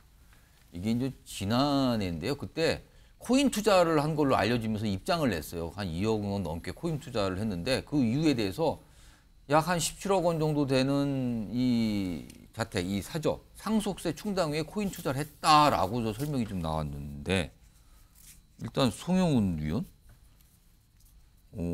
이게 상속세 때문에 코인 투자했다잖아요. 근데 코인 투자 성과가 어떻게 나왔습니까 그때? 저때 김홍걸 전 의원은 손해를 보고 팔았다고 그렇게 밝혔던 걸로 저는 2억 기억을 합니다. 6천 투자했는데 그렇습니다. 손해를 봤다? 그렇습니다. 그럼 상속세를 위한 돈이 충당이 안 된 거네요 그때? 네, 오히려 그렇게 됐다고 밝혔는데 사실 이 김홍걸 전 의원의 상속세 이야기는 어제 오늘 나온 얘기가 아니고 저게 2022년에도 한번 언론에 크게 보도가 된 적이 있습니다. 지금 민주당에서 이렇게 김대중 전 대통령의 자택을 매각을 해야 될 정도의 상황을 방관하는 동안에 오히려 국민의힘에서 이걸 해결하려고 했었어요. 어떻게 해요? 조수진 전 의원이 당시에 그 2022년에 송주범 서울시 정무부시장에 문자를 보내는 게 언론에 한번 포착이 된 적이 있습니다. 그 문자의 내용이 뭐냐면은 김홍걸 전 의원이 상속세 때문에 이렇게 좀 고생을 하고 있는데 그 동교동 자택을 공시지가로 서울시에 팔아서 서울시가 어떤 뭐 기념공간 같은 걸로 좀 역사적 가치가 있으니 보존하고 활용해주면 어떻겠느냐라는 민원을 전달하는 내용이 언론에 나온 적이 있어요. 서울시가 매입을 해서 관리를 하면 어떠냐. 그것도 공시지가에 팔겠다고 그런 얘기가 전달이 된 적이 있는데 당시 결론이 뭐였냐면 오세훈 시장 측에서 밝힌 것이 저 동교동 자택에 이미 거액의 근저당이 설정돼 있어서 불가능하다. 라는 결론이 났었습니다. 거기에 집을 잡혀서 대출이 있었던 거예요. 뭔가 있었던 것 같아요. 그렇게 보이는 정확한 거예요? 금액까지는 확인을 못했는데. 근저당이 있었다? 저 지금 화면에 나오고 있는 근저당은 이번에 매입한 분들이 매입하면서 설정한 매입하신 근저당이고. 분이 저 집을 사기 위한 돈 자금 마련을 위한 근저당이고. 그렇습니다. 2022년 당시에 이미 상당한 근저당이 송영훈 있었다고 의원이 해요. 말씀하시는 근저당은 그 이전에 뭔가 있었다라는 겁니까? 그렇습니다. 그리고 이호 여사가 2019년 6월에 돌아가셨는데 그 뒤에 그 상속세는 5년간 분납을 하기로 했다고 그렇게 알려지죠. 그러면은 2019년 6월부터 5년을 계산해 보면은 이제 지금이 막 5년이 지나는 시점입니다. 그러니까 이 시점에 매각이 됐을 것 같은데 개인적으로 좀 안타깝게 생각합니다. 민주당이요. 그 당사 건물은 투자를 잘해가지고 굉장히 가치가 많이 올랐거든요. 2021년에 당시 193억의 당사 건물 매입을 했는데 당시에 공시지가 기준으로는 40억입니다. 지금 공시지가가 93억이 돼서 이걸 그 비율 그대로 환산한다면은 한 450억 가치가 돼요. 그렇게 되는 동안에 저 김대중 전 대통령의 자택은 매각되는 운명을 맞기까지 뭘 했는가? 민주당의 김대중 정신은 어디에 살아 있는가라는 물음을 던지지 않을 수 없습니다. 박상수 위원장. 일단 뭐 여러 가지 이게 뒷말을 낳게 생겼어요 지금 상황이. 근데 특히 모친인 이호 여사의 유지를 못 지키게 되는 상황이잖아요. 이거는요. 기념관을 만들어서 보존을 하라는 취지였잖아요. 유지가. 근데 이거 어떻게 보세요? 그러니까 너무 안타깝고요. 저는 이거는 제 당적과 무관하게 너무 안타깝습니다. 사실 우리나라의 그 거친 시절에 근대화의 길을 걸었던 분들이나 민주화의 길을 걸었던 분들이나 다 애국의 마음이 있었다는 생각이 들고 우리 당 역시 김대중 대통령과 함께 민주화 운동을 했던 김영삼 대통령을 우리 당의 굉장히 중요한 근간으로 삼고 있기 때문에 상도동과 동교동이라는 이 두 상징만큼은 우리가 좀 지켰어야 되는 게 아닌가라는 참 그런 좀 안타까움이 들고 실제 오세훈 시장이 그때 이렇게 그 부분을 검토를 했던 것도 지금 나오고 있거든요. 근데 아까 설명으로는 뭔가 근저당이 있어서 약간 이게 어려워졌다. 근저당이 있어서 이제 공시지가만으로 사기에는 굉장히 어려웠던 거죠. 그러니까 근데 또 국가가 매입할 때는 공시지가가 아니라 시가대로 매입을 하기는 좀 어려운 면이 좀 있습니다. 그래서 그러한 측면들이 이제 반영이 됐던 건데 정말 좀 너무 좀 안타깝다는 생각이 들고 저게 일부 공간을 남겨서 뭐 유품을 전시하고 한다고 하지만 저기는 정말 그 공간 하나하나가 다 민주화의 상징이에요. 특히 예전에 이제 김대중 대통령이 저기 앞에서 저 집 앞에서 이렇게 선언을 하거나 뭐 이러한 것들을 했던 곳들도 있고 그다음에 집 앞에 안방 앞에서 이렇게 인터뷰를 하면서 이렇게 명언을 남긴 부분들도 있는데 그러한 공간들이 사라진다라는 것 자체가 굉장히 좀 안타깝다라는 생각이 듭니다. 정말 민주당도 민주당이고 좀 다른 방안을 어떻게 좀 찾아볼 수 있었으면 좋겠다는 생각이 듭니다. 마지막으로 강승길 부위원장이 아까 살짝 설명하셨어요. 동교동계 쪽 원로들이 뭔가 움직임이 있었는데 뭔가 불발된 것 같다. 그거 조금 자세히 얘기해 줄 수 있습니까? 근데 제가 좀 자세히 말씀드리기가 뭐한 게 어쨌든 간에 이게 공식화된 게 아니라서 혹시라도 제가 우리 시청자들한테 좀 잘못된 정보를 전달할 수가 있는데 어쨌든 이제 뭐 뒤늦은 얘기고 만시지탄이지만 어찌됐든 동교동계에서는 이 사절을 지키기 위해서 어쨌든 뭔가 움직임은 있었다. 이 정도까지는. 근데 지금 이미 다 매각이 끝난 상태에서 지금은 더 이상 뭐 할 수 있는 게 없잖아요. 그러니까 그 전에 있었는데. 그러니까 지금으로서는 만약에 동교동의 원로들이 굉장히 당황하고 이거는 문제가 있다라고 문제의식을 갖다 두고 할 수 있는 거 없잖아요 지금. 그래서 지금은 이제 조금. 근데 아마 준비를 계속 해왔다는 게 조수진 의원이 그런 제안을 했었다면 조수진 의원이 동교동계 취재를 계속 오래 했었기 때문에 관계가 되게 잘 알아요. 동교동계 쪽을. 그때부터 뭐가 있었다 아마 그러니까 얘기가. 그때부터 이러저런 얘기들이 오갔었던 것 같고 뭐 조수진 전 의원만 했겠습니까? 여러저러 요로로 요청을 했었습니다. 지금까지 해결이 안 됐던 것 같고 해결이 안 되다 보니까는 그 막내 아들이 어쩔 수 없이 이 상황에서 이렇게 처리를 한 것 같은데 그러니까 상속세 얘기를 하면서 매각을 할 수밖에 없었다. 그리고 이거는 사적인 문제 아니냐 약간 이런 취지 설명을 언론에 내놨다 그래요. 하여튼 또 김대중 평화재단의 주소지도 사실 여기 자택으로 되어 있거든요. 그럼 다 옮겨야 되는 겁니까 이제? 그러니까 이제 여러 가지로 그렇기 때문에 재단에서도 이런 문제에 대해서 좀 신경을 쓸 수 있었을까? 일단 이렇게 되면요, 이거를 구입을 한 매입한 이 카페 업체, 그러니까 커피 전문점 운영하는 뭐 체인점 운영하는 이 대표라는데 민간업체 이분들도 지금 공동매입 3명이 나오는데 이분들도 좀 굉장히 좀 약간 좀 부담스럽고 막 당혹하지 않을까요 지금 이 상황에서는요? 이분들은 이걸 어떻게 합니까? 이렇게 부담이 되면은? 그렇죠. 아무래도 뭐 그러다 보니까 이 이제 사유재산이 돼버린 거잖아요. 그렇습니다. 네, 그러니까 우리가 뭐 이 소유권 법적으로는 이전 다 사실, 끝났다 그래요. 네, 이전 등기까지 다 마무리되고 한 거면은 게다가 이제 굉장히 지금 보면은 96억 정도면은 한 80억 정도를 대출을 했을 가능성이 있습니다. 그러면은 그러한 금융기관들의 이해관계도 엮여 있기 때문에 이건 일종의 투자였거든요. 그렇다면은 이제는 그 투자에 대한 그 가치를 뽑아내기 위한 그러한 행동들을 할 수밖에 없는 지금 거고. 대출을 받아서 저걸 산 걸로 지금 난리 있다. 그렇죠. 근저당이 96억 정도면은 아마 한 계산을 해보면 한 80억 정도, 80억 정도. 100억인데 80억 정도를 대출로. 네, 그러니까 금융기관에 돈이 들어간 거죠. 그러면 그 부분은 이제 앞으로 이자도 그때 내야 되는 거고. 그러면 그 이자를 감당하려면 수익을 창출해야 돼요. 여기서. 이게 어떻게 되는 겁니까? 그러면 이게 굉장히 약간 좀 묘한 상황이 될 수도 있을 것 같고 그러네요. 아무튼.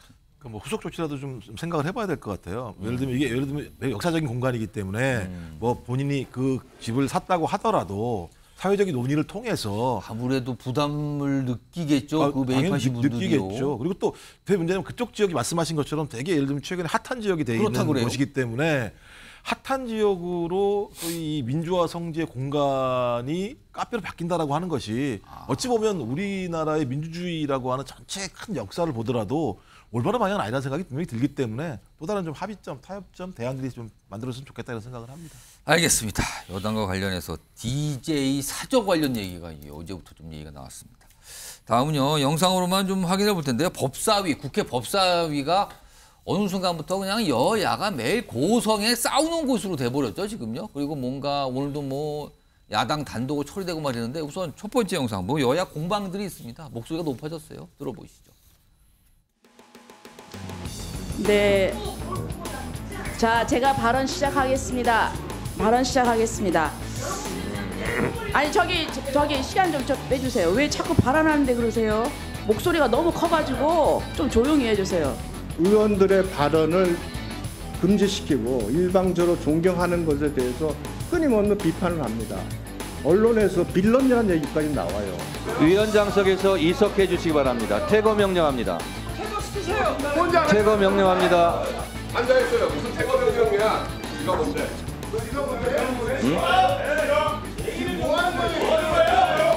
지가 뭔데? 라는 반말, 막말을 하는 것은 법사위원장으로서 도저히 묵과할 수 없는 일입니다. 사과를 하시겠습니까? 안 하시겠습니까? 사과할 사안도 아니고 사과할 생각 없습니다. 오늘뿐만 아니라 앞으로 이 부분에 대해서 사과할 때까지 발언권을 중지합니다. 대단합니다. 또 사과할 때까지 발언권이 중단되는 상황까지 갔습니다. 이런 공방이 벌어졌고요. 그리고요, 이런 그 뒤에요, 오늘 검사 탄핵 소추안 이게 상정이 됐고요. 그리고 청문회 또 열기로 잡혔고요. 뭐 증인 채택도 있었어요. 증인 누구. 그리고 몇 가지 법안도 처리가 됐습니다. 그 내용도 좀 들어보겠습니다.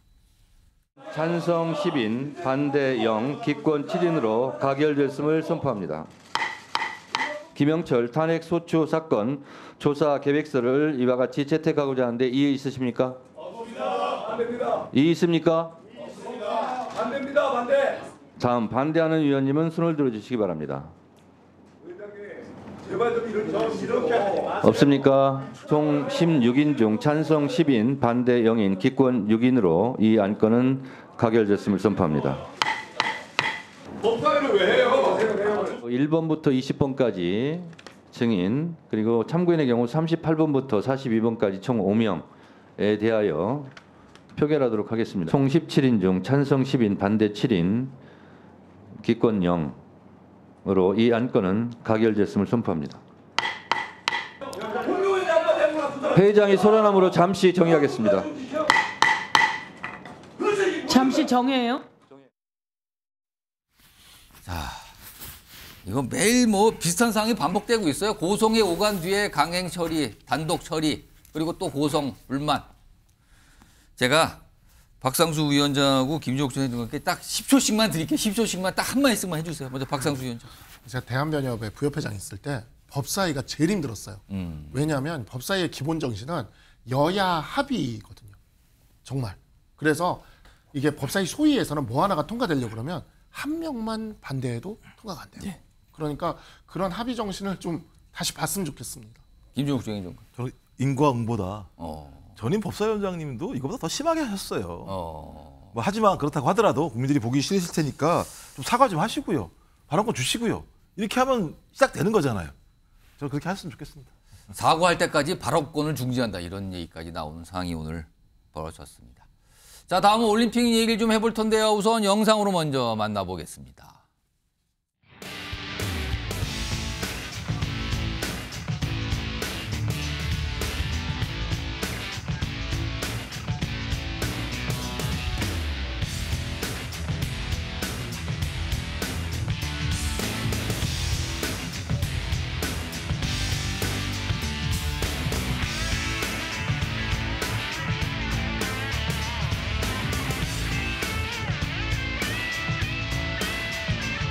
유빈이랑 같이 2, 3년 동안 고생 진짜 많이 했는데 유빈이한테 되게 고맙고 서로 되게 뿌듯한 것 같아요. 해낸 것 같아서. 네. 오빠랑 고생 많이 한 만큼 이렇게 결과가 나와서 너무 좋지만 이제서는 단식과 단체전이 있기 때문에 경기를 다 끝내고 기뻐해야 될 것 같습니다.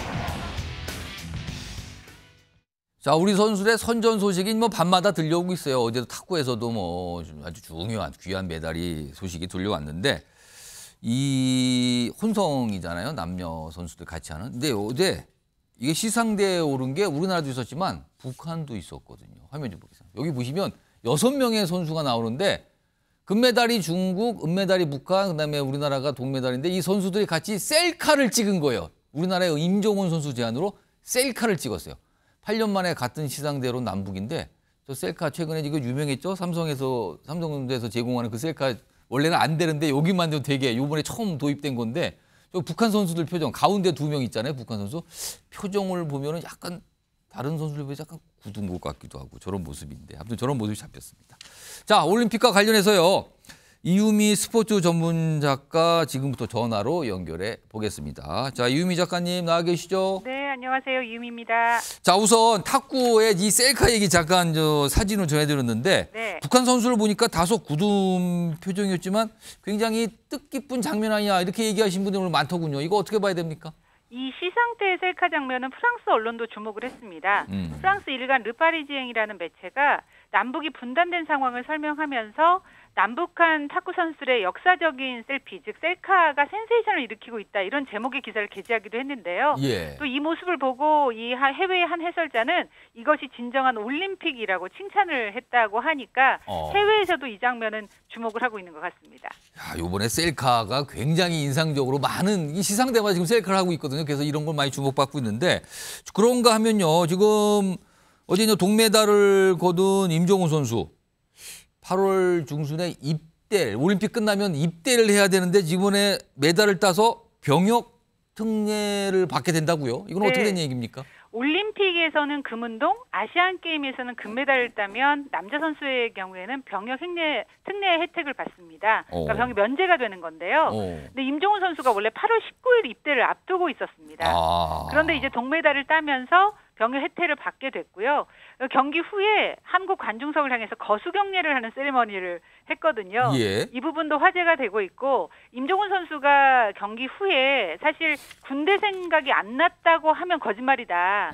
하지만 그냥 인정하고 유빈이랑 도전한다는 마음으로 컨트롤한 게 도움이 됐다 이렇게 전했는데요. 예. 팬들은 이제 함께 동메달을 일군 신유빈 선수에게 신유빈 선수가 합법적인 병역 브로커다 이런 수식어를 붙여주면서 합법적인 병역 브로커요? 네. 그러니까 그 병역을 면제하게 해줬다 합법적으로 그런 얘기를 하면서 두 사람의 동메달을 축하하는 분위기입니다.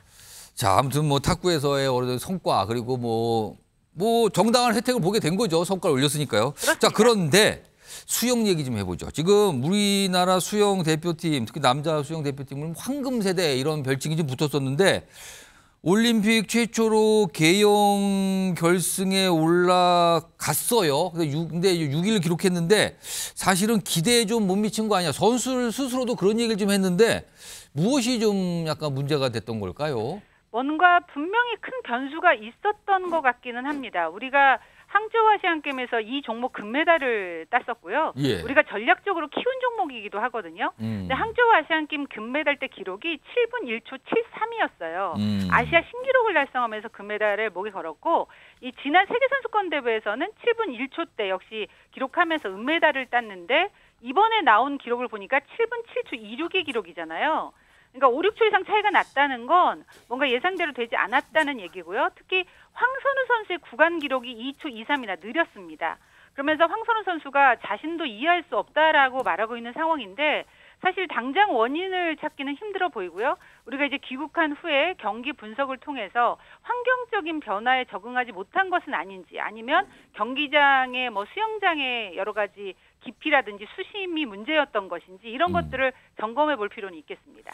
지금 이 다른 나라 수영 선수 역시 무슨 우승을 금메달 따지만 기록 자체로는 좀 부진하다는 얘기 나오는데 아까 잠깐 말씀하신 이 수영장의 수심이 낮은 문제 이게 이유가 될 수 있습니까? 글쎄요, 이제 아직까지 올림픽 신기록이 단 한 차례도 나오지 않으니까 그런 얘기가 나오고 있고 이 라테방스 수영장의 낮은 수심을 계속 언급하고 있기는 한데요. 이게 왜냐하면 이제 영자가 그러니까 수영하는 선수죠. 물속에서 움직일 때 물속에서 아무래도 파동이 일어나잖아요. 근데 이제 수심이 낮을수록 바닥에서 올라오는 그 기류가 더 자주 아주 세게 올라올 수 있으니까 더 많은 저항을 받을 수밖에 없습니다. 근데 이런 이유로 이제 올림픽 수영장의 수심 이야기를 하고 그래서 올림픽 규정으로는 최소 수심 2m를 정해놨는데 이 라데팡스 수영장의 수심이 2m 15입니다. 그러니까 올림픽 수영장 수심의 최소 기준이 2m를 간신히 넘겨놓은 상태거든요.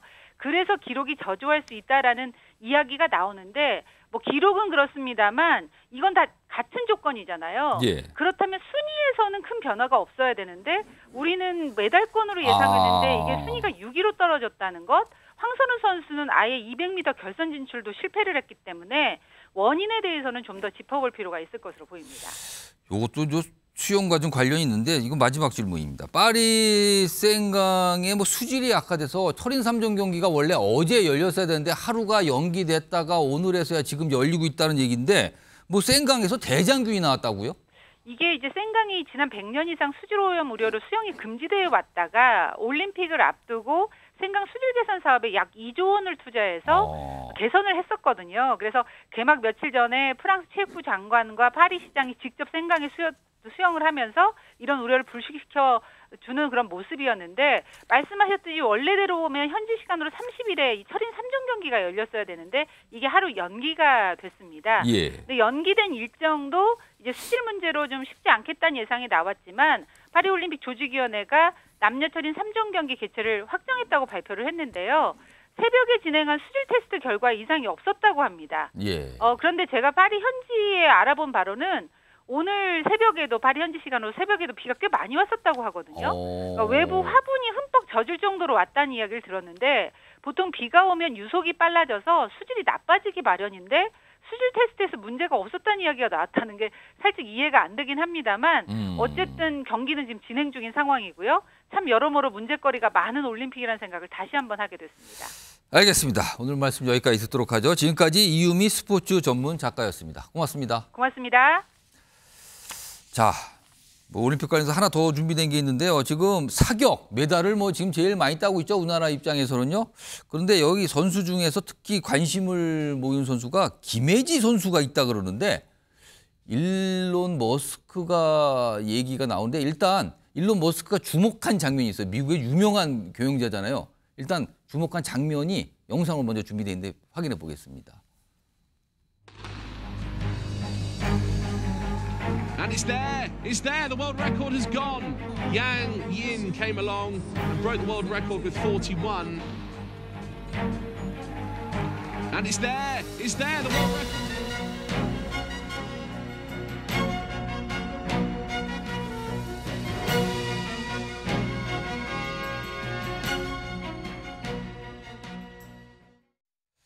그러니까 지난 5월에 사격 월드컵이 있었는데 그때 거의 뭐 최고점을 쐈다고 그래요. 그래서 금메달 땄는데 뭐 거의 무표정하게 뭐 총 딱 놓고 아무렇지도 않은 듯 막 이렇게 나오는 그런 모습이 있었고 이번에도 눈빛을 보시면요. 뭐 굉장히 날카롭거든요. 그 어떤 관역을 노려보는 눈빛이죠. 근데 그러자 일론 머스크 테슬라 CEO잖아요. 반응을 보입니다. 이 김혜지 선수의 저런 장면들과 앞서서 5월의 영상을 보더니 액션 영화에서 사격 세계 챔피언이 나온다면 멋질 것 같다. 액션 영화에 캐스팅해야 된다.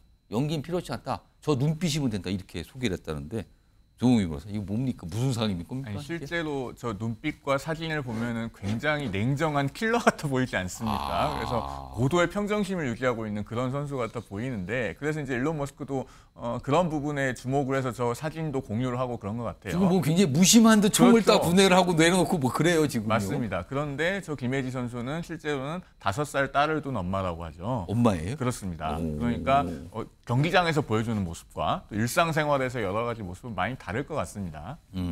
알겠습니다. 이런 것까지 지금 좀 약간 화제가 되고 있습니다. 자, 다음 주제로 좀 넘어가 볼 텐데요. 있어서는 안 될 일이 일어났습니다. 많은 분들이 깜짝 놀라고 진짜 안타까움을 나는 내용인데요. 영상으로 먼저 확인해 보겠습니다.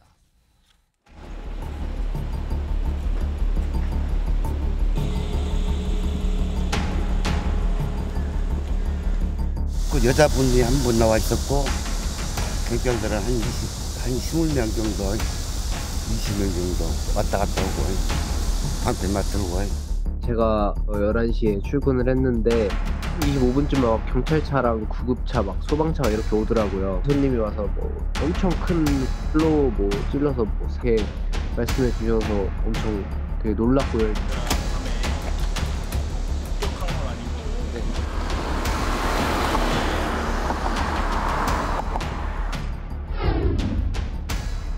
자, 120cm 길이 1번도 난동이 벌어졌습니다. 40대 가장이 참변을 당한 겁니다. 아무 이유도 없습니다. 이게 무슨 일일까요? 이경민 변호사 나와 계신데 우선 화면을 좀 보면 설명을 할까요? 첫 번째 화면 좀 보시면서 설명 좀 해주세요. 이게 무슨 일입니까 지금 이게? 네, 이게 지난 29일 밤 11시 반에 있었던 일인데 그때 당시에 피해자 남성은 담배를 피기 위해서 나갔던 상태입니다. 밤 11시니까 늦은 밤이네요. 그렇죠. 지금. 예. 담배를 피기 위해서 그러니까 일상생활을 하고 있는 중이었죠. 그렇겠죠. 나갔는데 아파트 정문에서 지금 가해자랑 마주했고 그때 당시에 가해자가 일본도 도검인데 120cm짜리를 들고 있었습니다. 그 우리가 알고 있는 그 긴 일본도. 예. 그리고 그 칼날만 해도 80cm에 이른다고 하거든요. 근데 그거를 이제 한 번만 휘두른 것도 아니고 이 휘둘러서 상처를 입히고 나서 이 피해자가 신고를 위해서 도주를 하고 있는데 그 와중에도 따라가면서 여러 번 이제 휘둘러 가지고 어쨌든 병원에 이송을 하는 과정에서 과다출혈로 사망을 하게 된 그런 사건입니다. 이 가해자와 피해자가 아는 사이가 아니라고요? 그렇습니다. 같은 동네 주민은 맞지만 일면식도 없는 그런 사이였고요. 그렇기 때문에 뭔가 원한이 있었으면 뭐 그것도 이제 뭐 문제가 되겠지만 아무런 그런 것도 없이 그냥 바로 가서 이제 휘둘렀다라는 게. 그것도 피하고 또 도망을 치는 사람 따라가서 그랬다고요? 그럼 이거는 무슨 의도를 갖는 것처럼 보이잖아요. 그 자체는. 그렇죠. 뭔가 이제 정말로 이제 뭔가 안 좋은 그런 원한 관계가 있어서 그렇게 휘둘렀는지 여부에 대해서 이제 조사를 해봤더니 또 그것도 아니라고 피해자는 밝혔습니다. 그래서 경찰에서 그 범행 동기에 대해서도 이 부분은 또 오리무중이다 이렇게 해가지고 지금 어쨌든 구속영장을 신청을 한 상태인데 일단은 그 동기에 대해서는 계속해서 조사를 해가야 될 것 같습니다. 지금 이 희생되신 분이요 40대 가장으로 알려진데 화면 좀 보겠습니다. 지금요 초등학교 3학년 그리고 4세 아들을 둔 아빠랍니다. 잠깐 담배 피우는 사이에 이런 참변을 당했는데 송영훈 변호사. 40대 가장 아빠. 아, 이거 어떡합니까 지금 이건요. 그 유족이 지금 겪고 있을 슬픔과 충격을 생각하면 참 말이 안 나오죠. 특히나 두 아들 9살하고 4살이라고 알려지고 있지 않습니까? 그러면은 이제 4살 된 둘째 아들도 아빠 다 알아볼 나이고 9살은 아주 뭐 아빠하고 유대 관계가 돈독할 만한 나이인데 아빠가 갑자기 담배 피러 내려갔다가 지금 아버지를 잃게 된 그런 아주 참담한 상황입니다. 뭐 유족들이 너무나 큰 충격을 겪고 있을 것 같고 이런 일이 다시 재발되지 않도록 우리 사회가 어떻게 해야 될 것인가, 이 도검류나 나아가서 총포 관리 어떻게 해야 될 것인가에 좀 많은 지혜를 모아야 되는 그런 상황으로 보여집니다. 지금 이 일본도를 휘둘러서 말도 안 되는 짓을 한 이 가해자요. 경찰에다 뭘 얘기를 했답니다. 화면 좀 보겠습니다. 이게 무슨 말입니까 지금요? 누군가 내 귀에 도청 장치를 설치했다.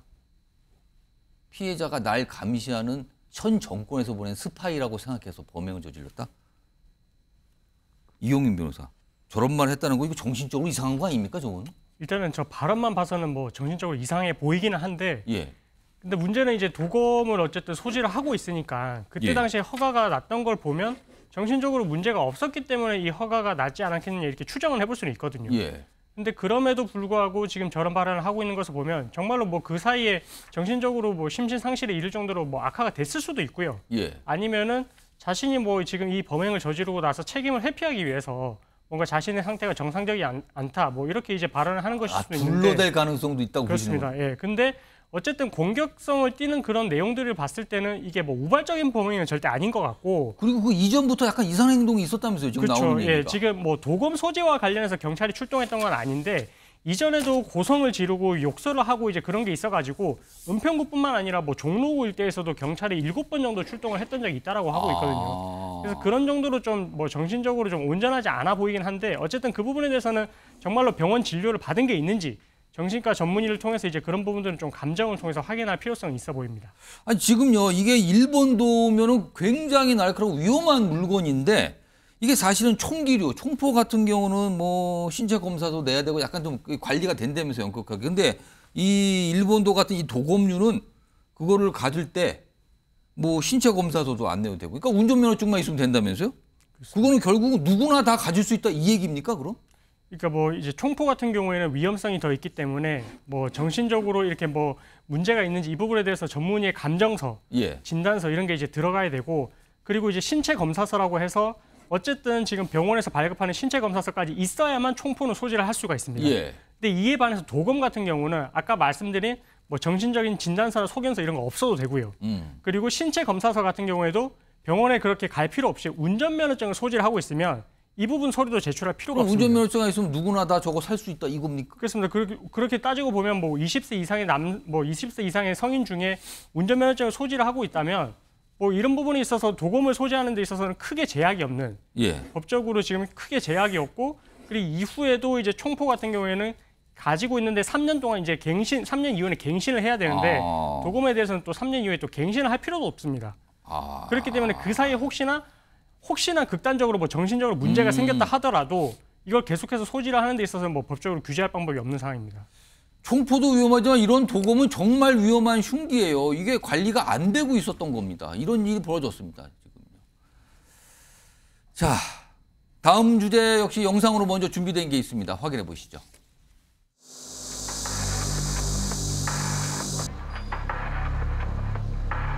본인이 돈 찾아가지고 다 좋다는 얘기를 한 걸로 우리가 들었고 경찰들이 확인을 다 했으니까 결과 이미 나온 것도 있고 단서가 돼가지고 범인을 특정해도 좋지만 네 분 할머니 같은 경우에는 경로당에 있었거든요. 5번째 분 같은 경우에는 집이 중요한 단서가 돼. 자, 봉날 농약 사건 지금 많은 분들 깜짝 놀랐죠. 이게 미궁수로 빠지는 건가요? 뭐가 지금 설명이 속시원하게 안 나오고 있어요. 화면 좀 보겠습니다. 지금요, 지금 이 봉화 농약 사건에 쓰러지신 분이 5분이 계신데 4분과 달리 좀 늦게 고통 호소하고 입원하셨던 분이 숨졌습니다. 사망을 하셨는데 네 분 중에서 멋서 쓰러지신 분 네 분 중에서 세 분은 태어나고 한 분은 좀 약간 중태시는데 이분들은 약간 뭐 경로당 커피 마셨다는 얘기. 근데 사망하신 분은요 약간 상황이 다른 게 보여요. 일단 이경윤 변호사 어떤 게 좀 차이가 납니까 지금? 일단은 지금 마지막에 지금 사망하신 분 같은 경우에는 예. 처음에 피해자 4명이 발생했던 사건하고 달리 같은 경로당에서 커피를 마시지 않은 사람입니다. 그래서 원래는 이제 커피를 마셨다라는 부분에 주목해서 지금 용의자를 특정을 하려고 하고 있었는데 예. 마지막에 사망하신 분은 커피를 이제 마시지 않았기 때문에 어느 루트를 통해서 지금 농약, 살충제 성분을 복용을 했는지 음독을 그걸 이제 밝혀야 되는 상황이고요. 그리고 살충제 성분 같은 경우에도 처음에 이제 피해자 4명이 발생했던 사건에서 나온 2개의 성분과 지금 뒤에 지금 사망하신 그 약간 피해자분의 뒤늦게 고통을 호소하고 입원이 되신 분이잖아요. 그분도 2개의 성분은 동일하지만 추가적으로 2개의 성분이 더 나왔고 다른 게 더 나온 거예요? 1개의 성분 살균제까지 해서 총 3개의 다른 성분이 또 나오는 바람에 이게 과연 어느 과정을 통해서 음독을 하게 되는지 이 부분에 대해서 지금 밝히기가 조금 애매한 그런 상황에 처해 있습니다. 그러니까 네 분이 먼저 고통을 호소해 입원했는데 지금 그중에서 세 분은 태어나셨고요. 한 분은 조금 약간 여전히 좀 몸이 중태인 상태고 뒤늦게 고통을 해서 입원했던 분은 이분은 사망에 이르는 겁니다. 이경윤 변호사? 근데 지금 경찰이 조사를 하고 있지만 농약이 과연 이분들 이 할머니들 몸에 어떻게 들어가는지가 지금 설명이 안 되고 있는 거 아닙니까? 그렇습니다. 지금 어쨌든 경로당에서는 지금 다른 용기, 그러니까 커피 말고도 다른 용기에서 농약 성분이 검출이 됐기 때문에 여기서 어쨌든 문제되는 그 농약 성분을 음독을 했을 가능성이 있다. 이렇게 지금 보고 있었는데 지금 뒤에 사망하신 분 같은 경우에는 이 이외에 다른 성분까지 나와버리니까 커피도 아니고 다른 성분까지 나온 이 상황에서는 어떻게 복용을 했는지 이 부분에 대해서는 사실은 좀 경찰이 또 확인을 해봐야 되는 그런 상황이 처해 있습니다. 이러다 이거 설명이 안 되고 미궁에 빠지는 거 아닙니까 혹시? 그렇습니다. 그래서 지금 뭐 수사가 미궁에 빠지는 게 아니냐 이렇게 말은 하고는 있지만 지금 그 마을 주민들을 상대로 70여 명에 대해서 DNA 검사도 했고요. 그리고 관련자들의 진술을 통해서는 어쨌든 개인 간의 갈등도 있었고 뭐 특정 인물을 따돌리기도 했다 이런 발언도 있어가지고 뭐 이런 부분들을 통해서는 수사기관에서 뭐 밝혀낼 자신이 있다 이렇게까지 밝히고 있어가지고 뭐 용의자가 어떻게 되는지 한번 지켜봐야 될 것 같습니다. 알겠습니다.